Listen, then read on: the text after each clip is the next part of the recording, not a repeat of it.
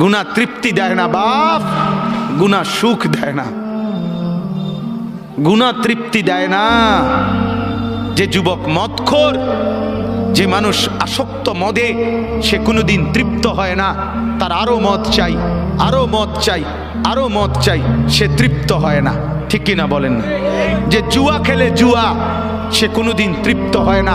হাজারো লক্ষ জুয়ারি জুয়া খেলতে খেলতে নিজের জমি, নিজের জায়গা, নিজের টাকা, নিজের ভিটা, নিজের মাটি, নিজের বসত, অসভ্য জানোয়ার এমনও আছে নিজের বউ শুদ্ধা বেচ চালায়, তৃপ্তি নাই।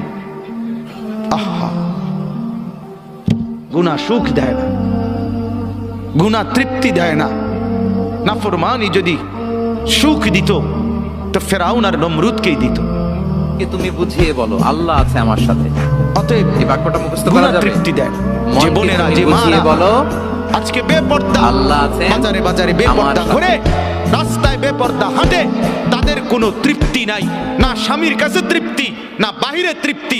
কারণ যে নারী একাধিক পুরুষকে দেখিয়ে শরীর, রূপ, যৌবন নিজে অভ্যস্ত, পছন্দ, তার কোনোদিন সুখ আর মেলে না, সুখ মেলে না, গুনার মধ্যে তৃপ্তি নাই।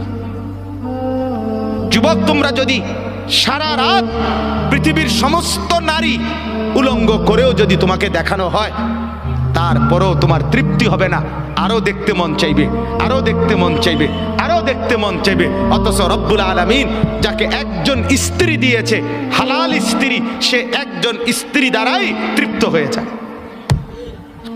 হালালের একজন দিয়েই তৃপ্তি মেলে, হারামের লক্ষ কোটি দিয়েও তৃপ্তি।